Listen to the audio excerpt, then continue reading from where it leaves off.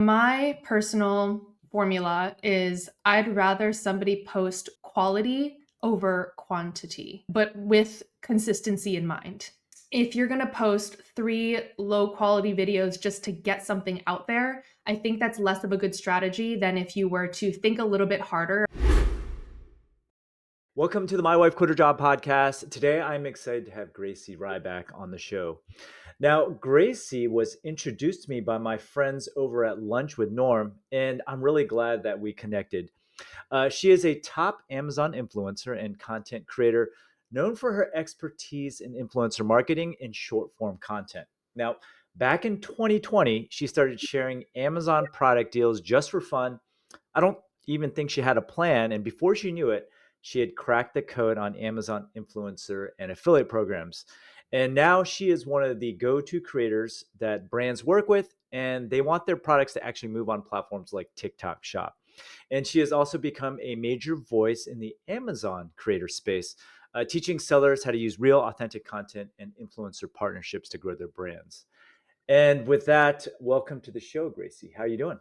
Hi, Steve. I'm excited to be here. Thank you for having me. Excited to talk about this fun topic. Absolutely. Yeah. And I am curious, like, how did you get started in e-commerce? And was this like a pandemic thing? Like you were stuck at home and you decided to just make TikToks? It was such a pandemic thing. I was working a remote job like literally March 2020. I started that. And I think what my best friend introduced me to TikTok, and I was definitely like a watcher of videos for a few months. And then towards kind of end of 2020, I was like, for absolutely no intention of any expectation. Let me just start making videos of Amazon deals that I'm finding. And very unintentionally, that turned into, long story short, some Amazon sellers finding my videos, reaching out to me, and then asking me to do videos for them. And that's when I got catapulted into this world of affiliate marketing. I had Right. really no clue what it was before I was already deep into it. And then the brand owners I had met through it kind of introduced me to this world. And it's a very deep world. And I've learned so much from that point. And then from there, I know you've been involved in Amazon Live also. Is that still alive or is that kind of dead because of TikTok? So it's interesting. And I would say that it's kind of different from what is possible on TikTok. You know, most of TikTok Live is very much like similar to Instagram Live, where you prop up your phone and you're kind of just chit chatting. I would compare Amazon Live to a more formal type of live streaming where, you know, you have products like pre selected, you have a set plan in place. You're probably planning to go live for 1 to 2 hours, and maybe you have like a theme like get ready with me, or today I'm talking about this specific brand. And I've seen more brand partnerships come specifically to Amazon Live rather than TikTok Shop live streaming, but that's definitely changing. I'm seeing more happening on TikTok Shop Live for sure in the last couple of months. But Amazon Live is still a thing. Okay. I do see more creators. I do see more creators kind of coming from a brand partnership place rather than like I'm just going to go live for the fun of it. Right. I think going live for the fun of it is a TikTok or Instagram thing. I think having a more specific plan is an Amazon Live thing. Okay. Because I know, in China, live selling is like all the rage right now. And then we're always like a couple of years behind. Uh, No. so are you seeing that already happening with like maybe some of your clients, Amazon Live, TikTok Live? I have definitely seen a lot of success come from TikTok lives, but I think what I have discovered is that it's not always just big numbers and big dollar signs that you should believe came organically. I think a lot of what TikTok Shop Live success came from is a lot of money directing traffic to that live stream and a lot of like pre-preparation of sharing the live stream, marketing the live stream, a lot of brand resources being poured into those live streams. I have yet to see too much success come from just non-brand supported or organic live streams. Okay. But always really been so fascinated by the success that China has had with live streams. And I've always wondered, like, why can't the US get there in the same way? And my personal hypothesis is that in America we are getting sold to from every different direction. And I feel like people are feeling fatigue from getting like product pushed at them all the time. That might be the case in China. I'm not sure. But I feel like that's why Americans are less liking live streams rather than how China has done it. Okay. So you don't think it will be as crazy as it has been in China for like the last couple of years? We're not there yet. Could we get there? I think if there's a shift, we could, but I don't think we could say we're nearly there yet. Okay. You know what's funny is my mom buys all of her products from QVC and the Home Shopping Network. But that's probably just her age demographic. Like she'll literally pick up the phone and like dial to actually buy the item. It's pretty funny. I remember adults doing that like when I was younger, and I have certainly never done that, but I definitely know it's still happening. QVC is like alive and well. So it's definitely still out there, and I mean, as you said, there are people still dialing up the phone and be like, "I want this." For a pretty high price, as I've seen QVC Yes, yes, using. she gets taken a lot for a lot of junk. Okay, so let's switch gears and just kind of talk about Mhm. e-commerce and Amazon. So, if you were to start a brand today, and let's talk about organic short form first, which platform would you choose? Still today, TikTok as the best top of funnel to get started with. And I always say, pick one platform to create content for, and then repurpose that one piece of content into any other platform you can.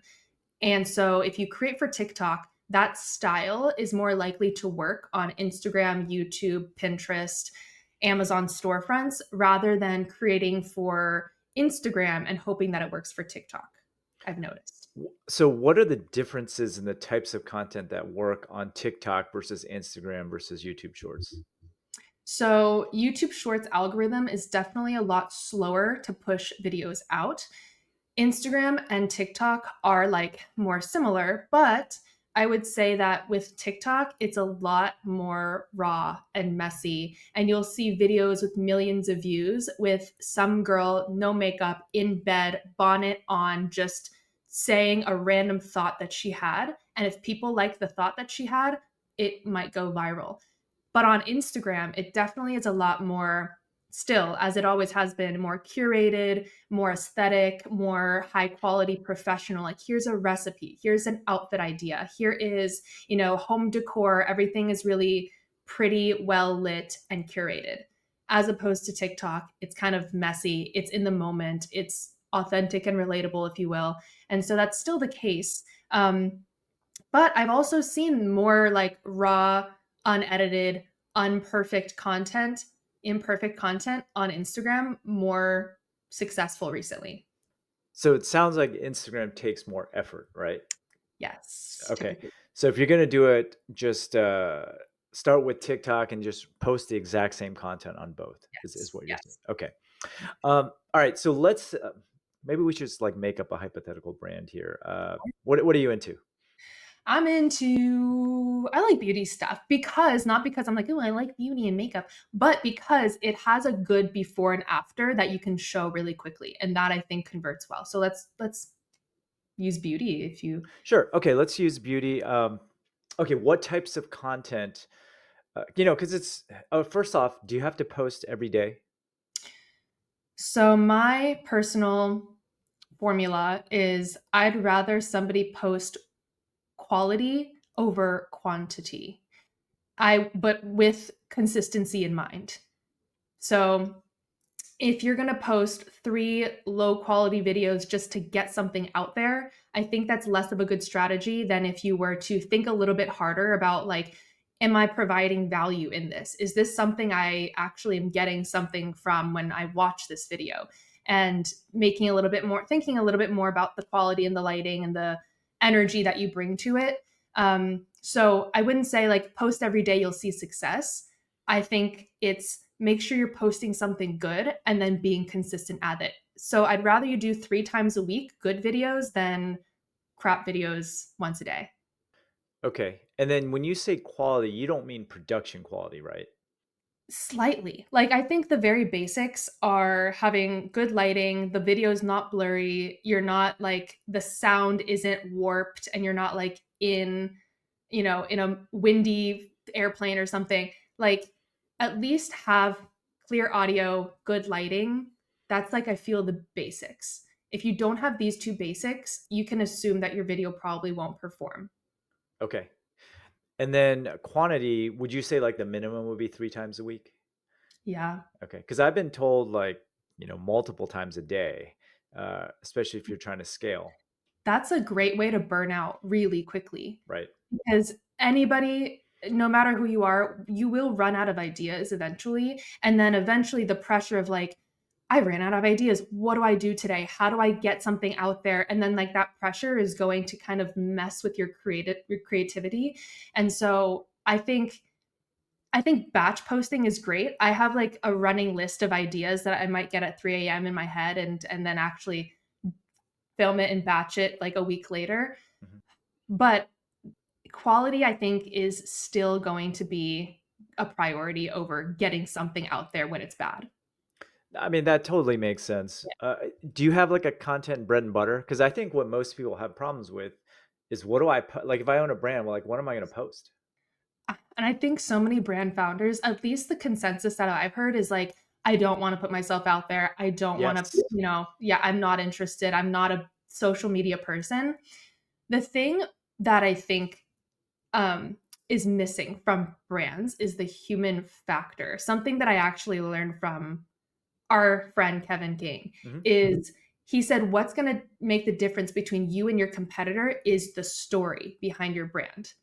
If you can share that story, whether that be a founder story or it might be the story of a mishap, a mistake that you made in your business that caught you this, but whatever, that's actually so much more important than any kind of marketing ads you can run, campaigns you can do with an influencer. If somebody can see, oh, like this person is the one who created this brand, this is their why behind creating this brand, and this is their process behind it, that's actually really fascinating to somebody completely uninvolved in like the e-commerce side of things. Take somebody who's just a normal buyer, a normal consumer. Like, this is fascinating. I had, still so many people think Amazon is not a marketplace. They're just like, it's like Jeff and us, and like it's just Amazon to consumers. They have no idea there's like small sellers and, individuals in the middle that are actually doing the selling. They have no idea. So when they come out with the human factor, that's a huge, huge, huge differentiator between one brand versus the next. Hey, just a quick heads up. Tickets for my annual e-commerce conference, the Seller Summit, are now on sale over at sellersummit.com. If you run an e-commerce business selling physical products, this event was built for you. Unlike typical events filled with broad advice and feel-good stories, the Seller Summit is all about real strategies you can actually use. Every speaker I invite is deep in the trenches, running their own store and dealing with the same challenges you face every single day. Now, we keep the event intentionally small, just 200 people, so it stays intimate, and you actually get time to connect, ask questions, and have meaningful conversations. I've sold out every single year for the past 9 years. And if your store is already doing over $250K or $1 million in revenue, we also run a private mastermind with other top sellers in the space. You can learn more and grab your ticket over at sellersummit.com. Now back to the show. Let me give you an example here. So I've been trying to get my wife to do a TikTok channel for our brand, for example, and she doesn't want to be on there.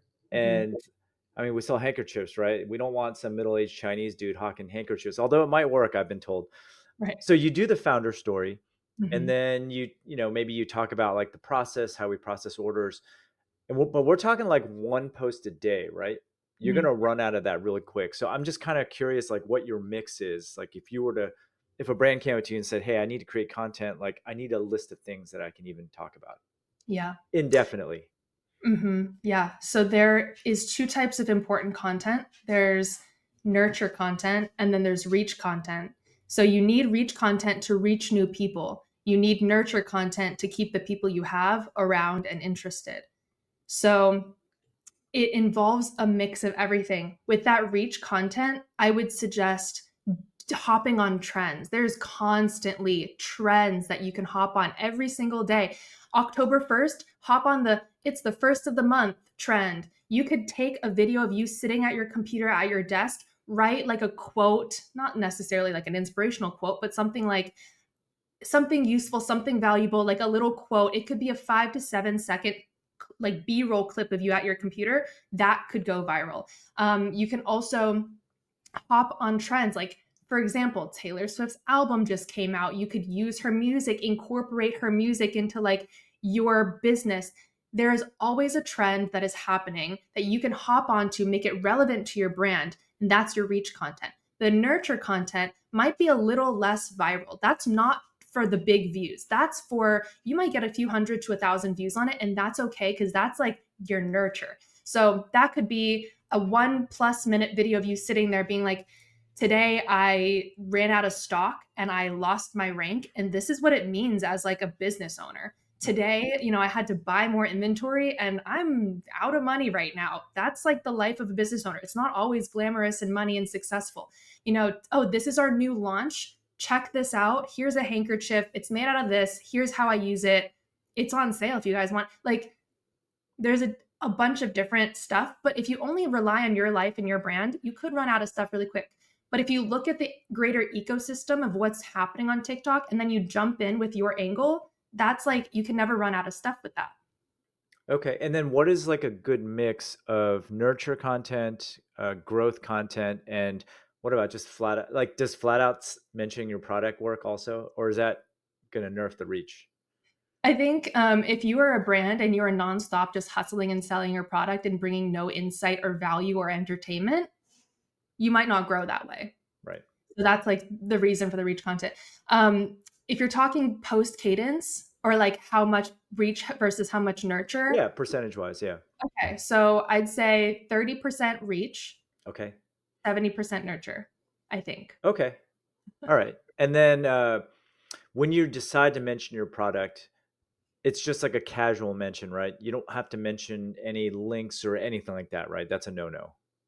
At this point, given that we've already been in this world of people buying stuff from social media, I think people know, okay, like, where do I find the link to this? Is this a TikTok shop link? I'm going to go to their profile and see if there's a link, or most likely they're going to just search the brand name on Amazon or Google. So that's why I always say, instead of saying, click the link here, go to the shopping cart, you just say, oh, this is the brand name handkerchief, da da da, and Right. da da da. So people will know, oh, this is the brand name handkerchief. Let's see if it's on Amazon. Or you could say, find it on Amazon. And there you have search, find, buy. Right. And you didn't even mean to do it. Right. Yeah. Okay, so what you mentioned in terms of the reach content Hmm. implies that you need to be a consumer of TikTok content, right? I- Yeah. Is there a quick way to like figure out what the trends are or something like that? Like a separate site or some resource for that?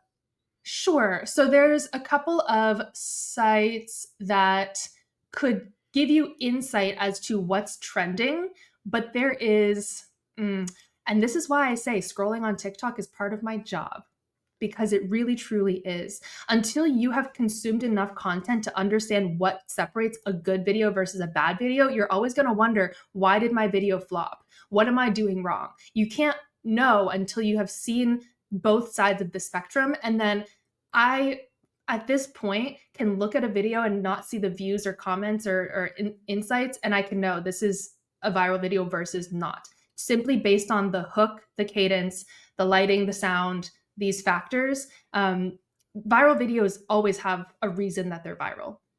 This is not like Okay, an out. what you said was very interesting. Can we break that down? Like what is in your head that you know? Like can you put that in words? Yes. So, what makes a viral video? So, first and foremost, if you don't have a good hook, you don't have a good video. So, there is so much importance and weight on the hook of this video. So, it could be you like doing something in the camera really quick, flashing something. It could be a close up of something kind of like you're like, as a viewer, you're like, what's going on here? Or you could say something really controversial, like clickbait hot take, like, you know, Sure. whatever, fill in the Yep. blank. You can start with saying like, why is nobody talking about, how come I didn't know? I just discovered it. I Yep. just changed my life, like whatever. And then like go into something completely like not life changing, but at least you have the person's attention to, for them to even give you the opportunity to say whatever you have to say. So like, first and foremost, it has to have a good hook. Right. If a video starts out, hey, I'm Steve. I wanted to talk about like bye. Like that's not gonna work. Okay, first and foremost. Second of all, like I said, lighting, sound, that's Mhm. like the basics. Have good lighting, have clear sound. Second of all, hopefully it has one of these following things. It has value, it has entertainment, it has education, or it has something of substance to share. So at the end of the video, you either get more insight, more education, you're laughing, you're sharing. Like this is the stuff that makes people share it and save it. This is a recipe I want to make later, save. Oh my God, this is funny. It's like talking about the new album, and I'm going to share it with my friend who is also talking about this to me. I'm going to share it to them. So this is the stuff that, or something controversial. It's like, oh my God, this changed my life. I discovered coffee this morning. And everyone's like, that's not life changing. And so like the comments are going off. Most of my viral videos, people are like talking in the comments, they're arguing, they're saying I'm wrong, they're saying I said something wrong. Like, this is not necessarily a bad thing to maybe make a mistake, make a typo, say something clickbaity or Do you do that controversial. on purpose, or was that just completely by accident? The way I did it, it was an accident. I Okay. said Auntie Ons, like Auntie Anne's Oh yeah, pretzel, yeah, the pretzels. Yeah. Auntie Ons in like a weird accent, and everyone's like Auntie Ons, but everyone was saying Auntie Ons, so it went viral. So this is the stuff of a viral video. If you're just sitting there like, oh, like come shopping with me, it's a vlog, but you don't have a following yet, ask yourself, why would people care to watch a stranger go shopping unless there's something valuable coming from it? Right. Once you're famous and have that, go shopping. People want to know what you're shopping for. But until you get to that point, you have to lead with education, entertainment, or value. Do you care about length at all?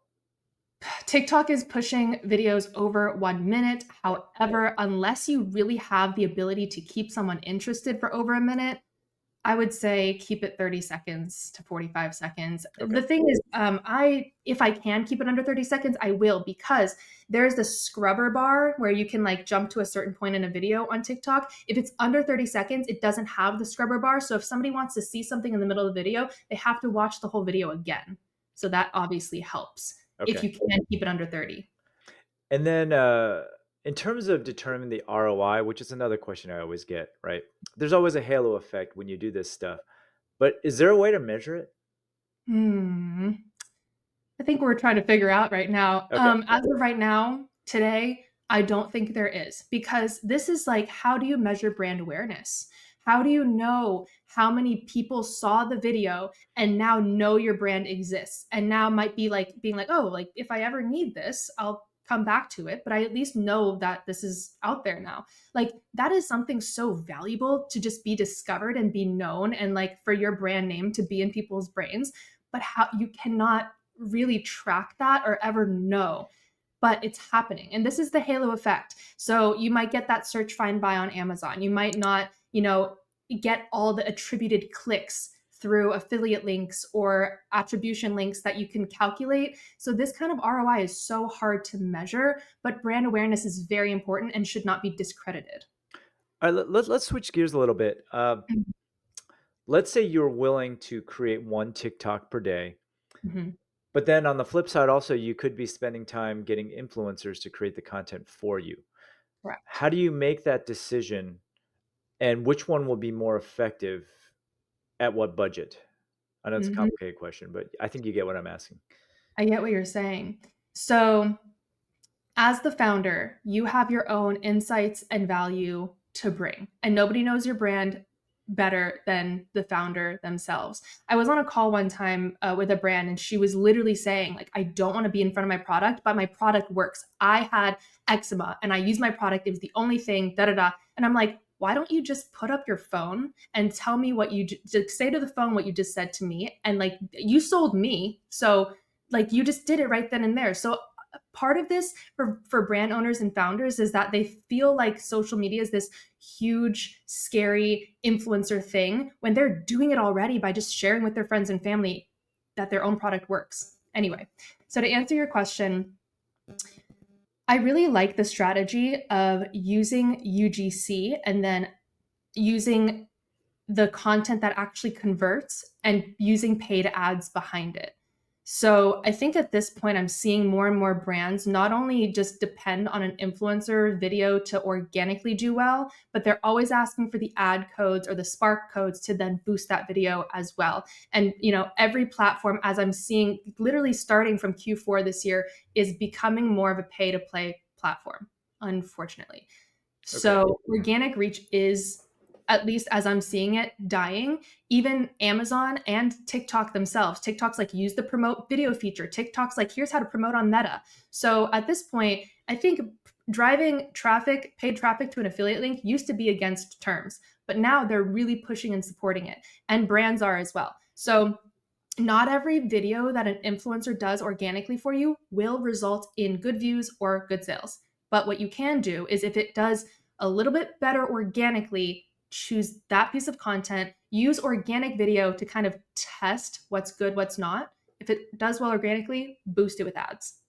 And that way, you're not paying a huge flat fee to a bunch of influencers.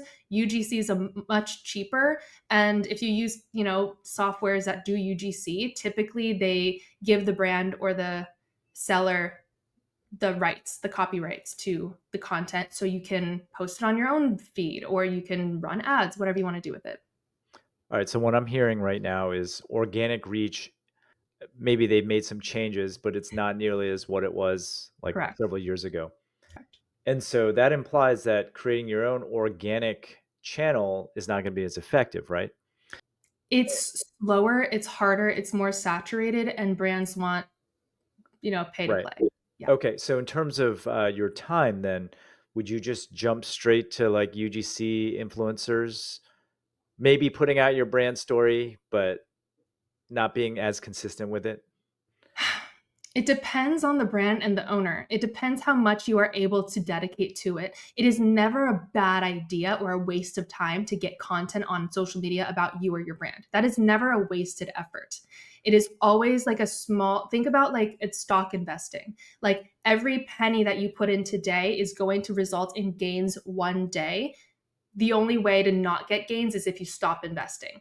And with social media now, we're seeing the death of hashtags and the rise of SEO. So now TikTok and Instagram are taking the words that you say, the captions that you put, the text on the screen, and like literally AI is like looking at what's in the video. You can now tap on a TikTok and it'll show you similar products. So you can shop everything in the video without the creator doing anything about it. So at this point, it is so important to use SEO and get content out about your product, because Google is indexing these SEO things in TikTok, Instagram, whatever short form content, and putting it into Google searches. So just know that in the future, one day, and already happening, your video is going to be found when people search your brand or when people search your product. Okay. So, I mean, when you phrase it that way, it is essential, Correct. right? Okay. Not a wasted effort at all. It's kind of like how I see my YouTube channel, right? Mhm. Uh, Mhm. although I feel like long form YouTube is a much better investment. I don't know for like a physical products brand, but at least for what I do on the I think influencer. YouTube long form is an excellent investment. I mean, for whatever you're doing it for, as we've seen, like it stays there forever. YouTube is the best algorithm for evergreen content. So again, like YouTube is great for long term. Yeah. Absolutely. Yeah. Okay, so let's talk about TikTok because that seems to be the platform that you like the best. Mhm. How would I create like an influencer army? Ooh. Well. Okay, so there are ways that you can get. Okay. So with TikTok specifically, are you saying using TikTok from like a Spotify, or it's not Spotify, Shopify or Amazon brand, or are you on TikTok Shop Yeah, selling? okay, so that's the first question I was going to ask you. How important is it to be on TikTok Shop if you're going to Mhm. do this influencer thing? Yeah, it's just a really great opportunity with a lot of money. If you don't want that, like you don't have to be on it, but it is simply going to get more saturated from this point forward, and it is simply just another avenue. There's not a brand that has joined TikTok Shop. Every brand is like wondering, should I be on TikTok Shop? Is it worth my time to like get into another platform? But then once they're actually on TikTok Shop and putting in that bare minimum effort, they're like, oh my God, I can't believe I even questioned being on this. I've made 7 figures just from TikTok Shop, blah, blah, blah. And that is a great way to kind of enter into the creator world and start building relationships with creators. You can start sending out samples through TikTok. You can start building an email list through TikTok. You can also, have creators invited into like a Discord or a community of some sort, and then kind of nurture them there, and then, give them perks. Like you can offer flat fee campaigns, or, samples for new launches, or you could do higher commission rates just for your little community. Like make them feel exclusive and special, because they are. And then that's a great way right now to grow a creator little And army. you can't do that if you're not on TikTok Shop, right? Correct, There's no correct, easy way for you to give out samples, the whole platform, everything. You have to be on TikTok Shop, right? correct. Um, so can you get people, let's say you just join TikTok Shop just for the sake of joining so you can get access to these influencers. Can you do like side deals after the fact if you don't want to do them through TikTok Shop, or is that probably not going to happen? No, I think that's definitely possible. Like I'm in so many little communities of different brands now from TikTok Shop. And I think TikTok actually encourages that. Unlike some platforms where they're like, don't talk to our creators, like don't talk to them off the platform and make your own deals. I think TikTok's very much open to like join this Discord group or like join this community with this brand. So yeah, that's definitely not something that they are against, I would say. Okay. I mean, I've spoken to several people who run TikTok shops successfully.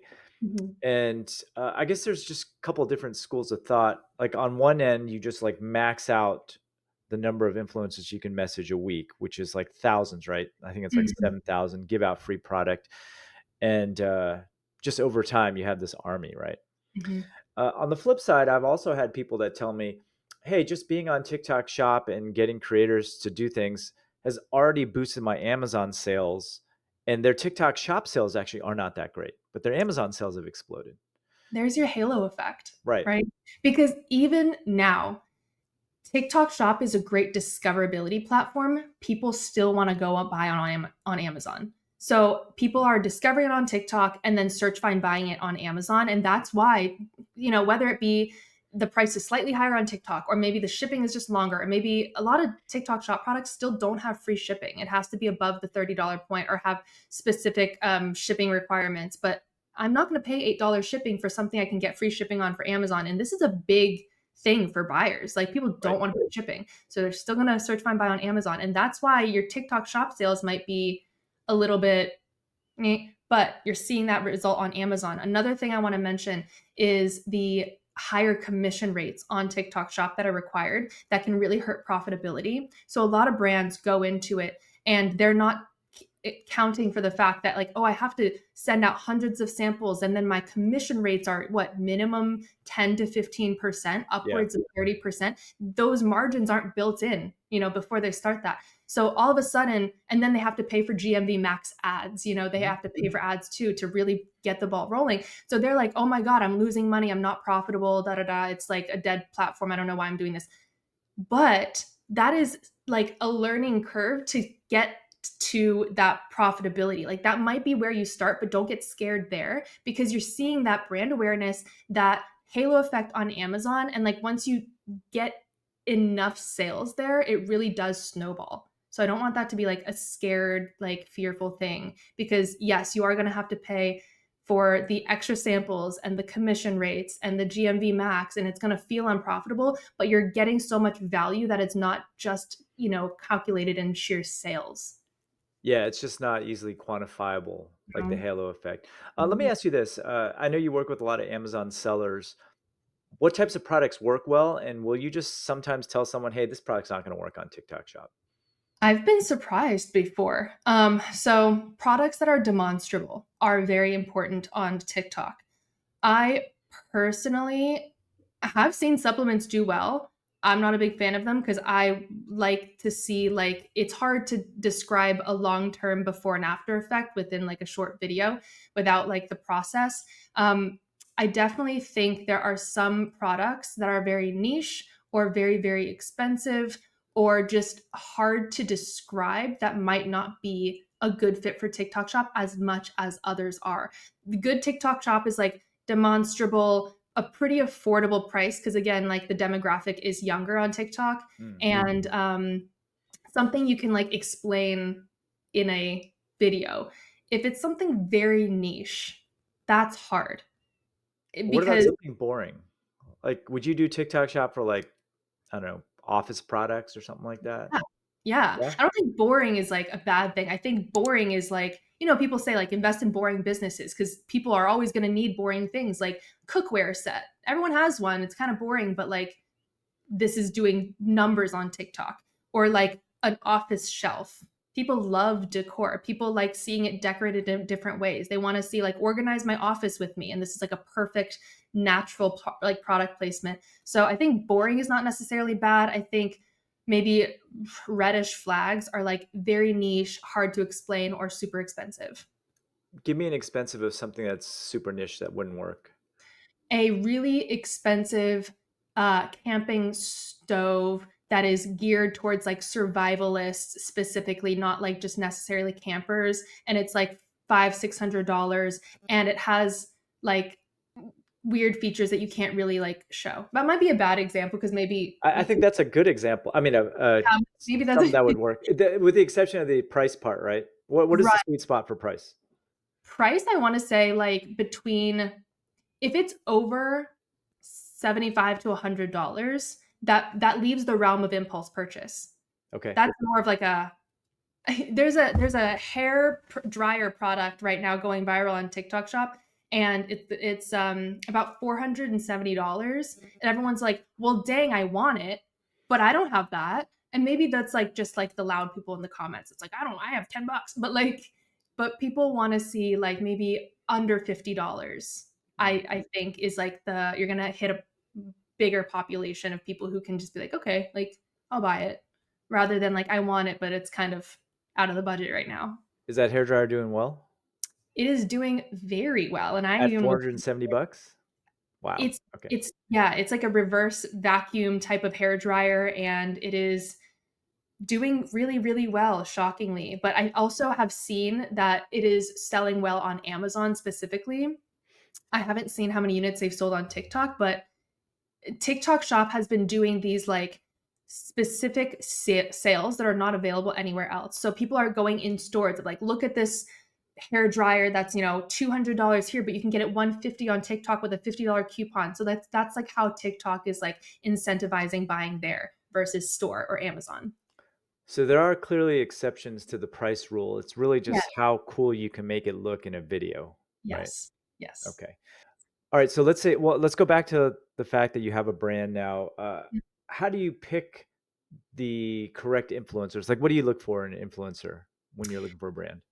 Never follower count, ever, Okay. ever, ever. So I will always look at their previous content. That's their portfolio. That's a really great way to see like what can they do, what can I expect, like what's their typical content look like. I always say look at their average numbers of views, their engagement, their comments. Are people actually reacting to their comment? Do they have good average views? If a influencer has like one huge video and like they're normally averaging 200 views every other time, you can like probably assume that you also will be a 200 view video because this is a brand deal or like a Right. selling video. Another thing is like when you're searching for influencers, a lot of even through TikTok's own catalog of influencers directory, they will say like GMV as like a big indicator of like if a creator is good or not. And that is not the best indicator because that GMV could have 99% come from one viral video.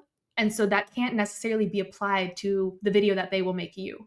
So the way that I like discovering is I will search keywords. Let's say hair dryer, for example, hair dryer. I will search that on TikTok, go to the filter options and then search most viewed within the last 3 months or even month. And then this will pop up the most viral videos about hair dryers. And then I will see those creators. Which one described the product well? Clearly, it converted. It was a successful video. And then from there, I find like some really good creators rather than just going directly to the directory and looking at all beauty creators. Okay. What about at scale? Like, because when you're doing TikTok Shop and you can message like 7,000 a week, Yeah. like, does that all go out the window? Like, I can't imagine clicking on each one of those people. No, at some point, like you can find your shortlist. And I always recommend having a short list of like, these are the creators I really want to work with. I'm going to work extra hard to reach out to them, give them that good commission rates, maybe a small flat fee. These are my priority. But at some extent, like you're going to run out of that and you're always going to need to scale. So then, of course, there is softwares, there's Yuka, Helium 10, there's like these mass outreach platforms. And then at that point, it really is kind of like a spray and pray kind of like Okay. numbers game because your response rate is always going to be a small percentage of your outreach. So you might be reaching out to 1,000 creators, getting 100 interested, and you end up working with 5 to 10. Right. Right. What's a good outreach email that a creator is likely to respond to?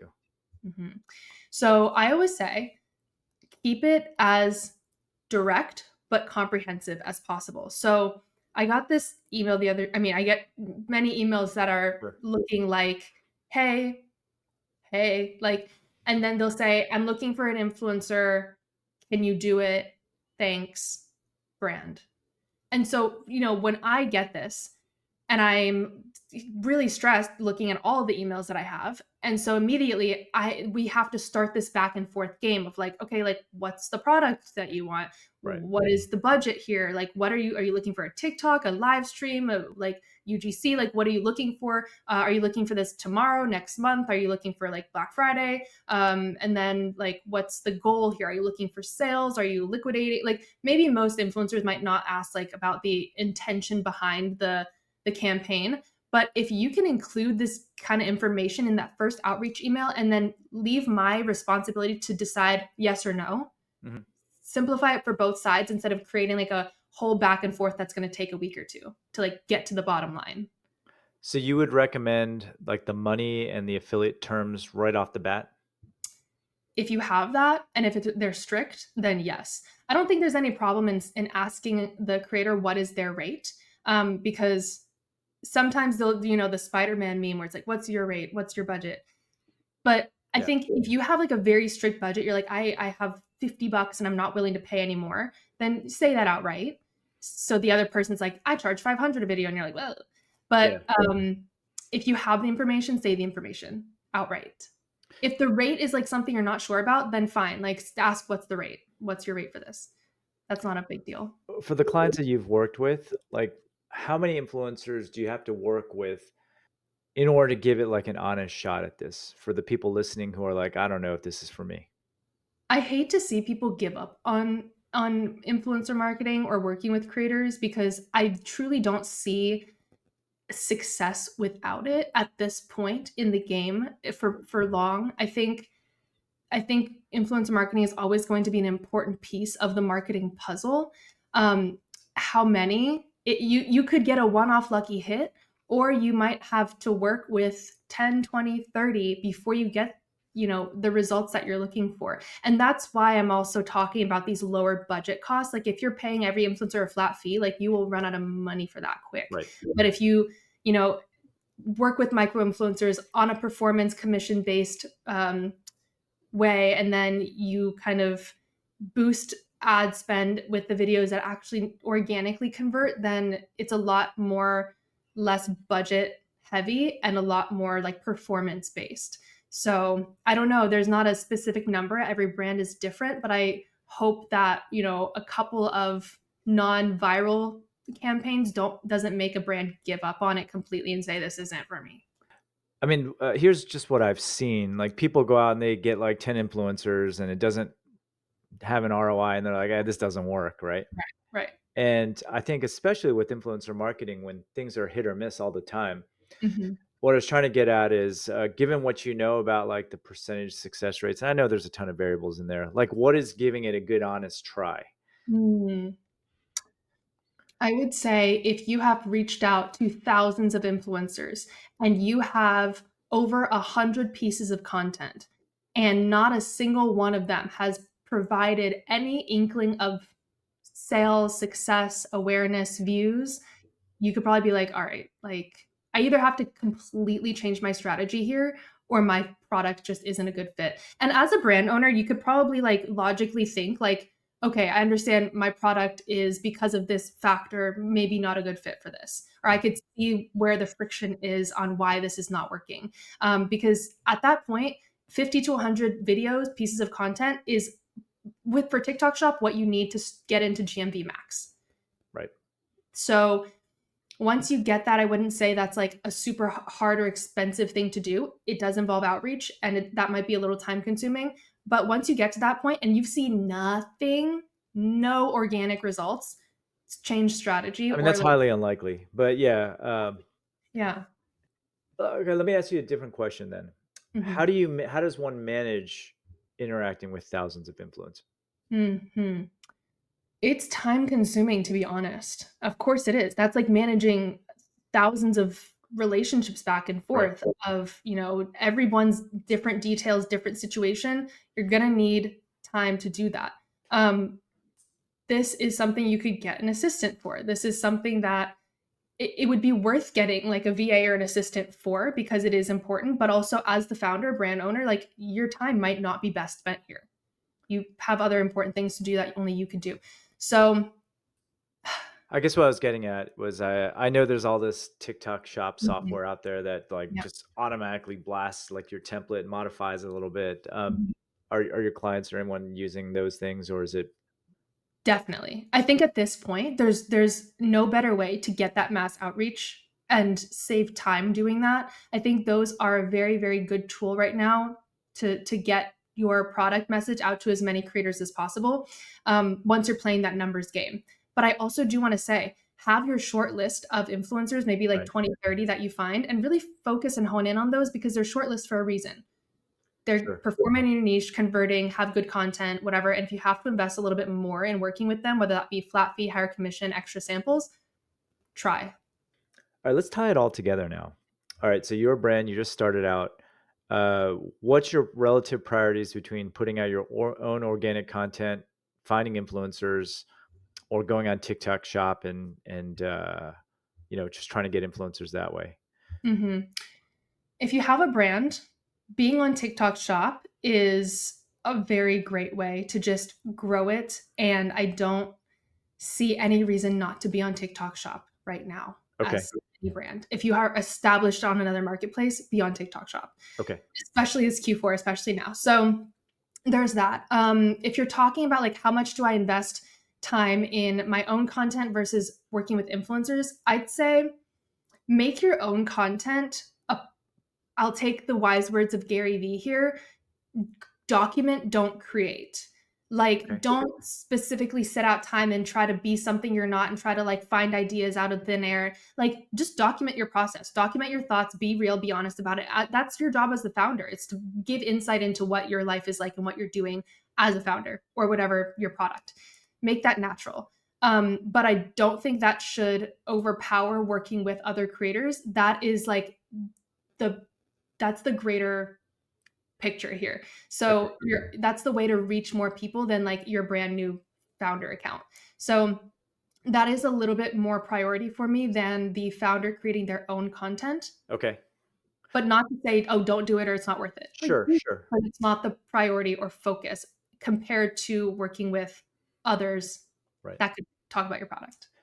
I mean, if I can put words in your mouth, you're basically saying like TikTok Shop and working with the influencers would trump your own channel, and you don't even need to have your own channel to make the rest of this work.